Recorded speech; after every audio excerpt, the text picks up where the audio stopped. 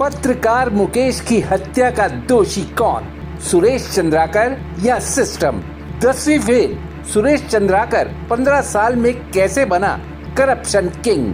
Political connections, corruption और contracts का cocktail.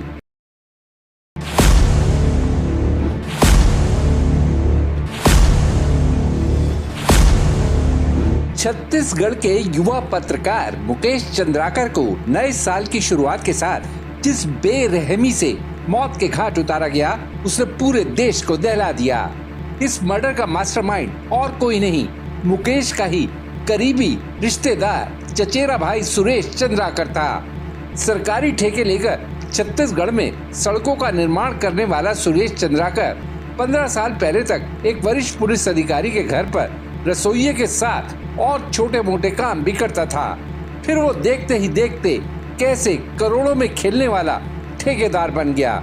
ये सब दिखाता है कि सिस्टम को कैसे करप्शन के दम पर अपनी चेरी बनाया जा सकता है, वो भी एक ऐसे शख्स की ओर से जो छोटी उम्र में ही पढ़ाई से तौबा कर बैठा। 42 साल के सुरेश चंद्राकर के बारे में देश टामा इस स्टोरी में सब बताने जा रहा है, लेकिन उससे पहले आपसे अपील है कि हमारे चैनल को सब्सक्राइब करने के साथ नोटिफिकेशन का घंटी वाला बटन जरूर दबा दें, जिससे हमारे सारे नए वीडियोस आप तक पहुंचते रहें। सुरेश चंद्राकर के बारे में आगे बात करने से पहले बता दें कि इस शख्स ने 2021 में शादी की तो उसकी चकाचौंध पूरा बीजापुर देखता रह गया। इस शादी के चर्चे छत्तीसगढ़ में दूर दूर तक पहुँचे। जहाँ दुल्हन को जगदलपुर से हेलीकॉप्टर के जरिए बीजापुर लाया गया, वहीं मेहमानों के मनोरंजन के लिए रूसी कलाकारों के ट्रूप को बुलाया गया। सुरेश चंद्राकर ने शादी में पैसा पानी की तरह बहाया। अब जानते हैं सुरेश चंद्राकर का बचपन कैसा बीता और कैसे वो करोड़ों के वारे न्यारे करने वाला छत्तीसगढ़ का बड़ा कॉन्ट्रैक्टर बन गया। सुरेश चंद्राकर ने छत्तीसगढ़ के नक्सल प्रभावित इलाके बासागुड़ा में एक कांस्टेबल के घर जन्म लिया। पढ़ाई में कमजोर होने की वजह से सुरेश 10वीं पास नहीं कर सका। बाद में सुरेश बासागुड़ा से बीजापुर आ गया। 2005 में छत्तीसगढ़ में जब रमन सिंह की सरकार थी तो नक्सल प्रभावित इलाकों में कार्रवाई के लिए सलवा जुडूम नाम के संगठन का गठन किया गया। इस संगठन में ऐसे युवकों को शामिल किया गया जो नक्सलियों की सूचना पुलिस प्रशासन को देते थे। सुरेश इस संगठन में एसपीओ यानी स्पेशल पुलिस अफसर के तौर पर शामिल हो गया और उसे 8,000 रुपए महीना मिलने लगे। खाना बनाने में सुरेश को महारत हासिल थी, इसलिए वो साथ ही एक वरिष्ठ पुलिस अधिकारी के आधिकारिक आवास पर काम भी करने लगा। साथ ही सुरेश पुलिस और प्रशासन में संपर्क भी बढ़ाने लगा। ये वो दौर था जब नक्सल प्रभावित इलाकों में सड़क निर्माण के लिए कोई बड़ा ठेकेदार तैयार नहीं होता था। ऐसे में सड़कों के निर्माण के लिए पीस ऑर्डर के तहत जिला निर्माण समितियां बनी। तब स्थानीय छोटे ठेकेदारों ने मिलकर सड़कें बनाना शुरू किया। सुप्रीम कोर्ट ने 2011 में सलवा जुडूम संगठन को अवैध बताते हुए भंग कर दिया। इससे सुरेश चंद्राकर पैदल हो गया। सुरेश ने फिर छोटे ठेकेदार के तौर पर निर्माण से जुड़े छोटे मोटे काम हाथ में लेना शुरू कर दिया। सुरेश चंद्राकर की किस्मत ने 2015 में अचानक पलटा खाया। तब गंगालूर से नीलसनार तक बनने वाली सड़क के निर्माण के लिए नक्सलियों के डर से कोई एक क्लास कॉन्ट्रैक्टर सामने नहीं आ रहा था। इस सड़क की लागत तब 54 करोड़ रुपए रहने का अनुमान लगाया गया था। तब तक Suresh Chandrakar B class contractor था, यानी 10 करोड़ से ज्यादा का प्रोजेक्ट हाथ में नहीं ले सकता था। ऐसे में सुरेश ने 4 और ठेकेदारों के साथ मिलकर ये प्रोजेक्ट हाथ में लिया। 2019 में छत्तीसगढ़ में भूपेश बघेल की अगुवाई में कांग्रेस की सरकार बनी। पैसे के साथ पॉलिटिकल पावर बढ़ाने के लिए भी सुरेश लगातार हाथ पैर मारता रहा।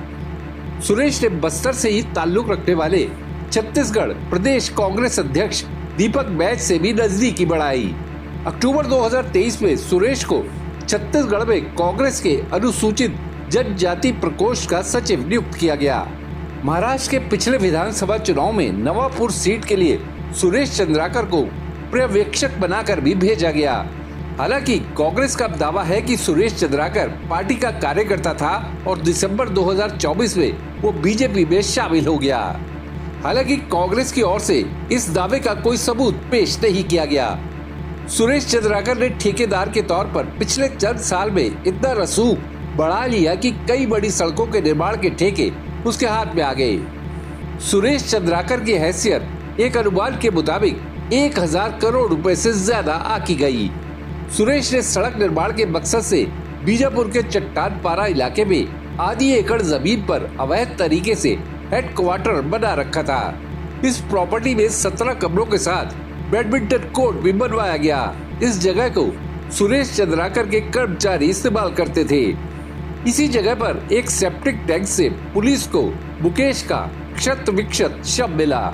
मुकेश चंद्राकर मर्डर के 3 आरोपियों रितेश, दिनेश और महेंद्र राम टेके को छत्तीसगढ़ पुलिस ने 3 जनवरी को गिरफ्तार किया। सुरेश चंद्राकर को 6 जनवरी को तेलंगाना के हैदराबाद में छत्तीसगढ़ पुलिस ने गिरफ्तार किया। 8 जनवरी को चारों को कोर्ट में पेश करने के बाद जेल भेज दिया गया। सुरेश चंद्राकर के बैंक खाते सीज करने के साथ चट्टान पारा में उसकी अवैध प्रॉपर्टी पर भी बुलडोजर चला दिया गया। मुकेश चंद्राकर के भाई युकेश चंद्राकर ने मुकेश की गुमशुदगी की रिपोर्ट 1 जनवरी को दर्ज कराई। दरअसल बस्तर जंक्शन नाम से YouTube चैनल चलाने वाले मुकेश ने गंगालूर नीलसनार सड़क निर्माण की खराब क्वालिटी और इसमें हो रही देरी पर रिपोर्ट तैयार की थी। मुकेश ने इसमें भ्रष्टाचार का हवाला देते हुए बताया था कि निर्माण की लागत 54 करोड़ से बढ़कर 120 करोड़ रुपए तक जा पहुंची। सुरेश चंद्राकर के पास ही 2 और सड़कों के निर्माण के भी ठेके थे। 25 दिसंबर को मुकेश चंद्राकर की रिपोर्ट एनडीटीवी पर भी दिखाई गई।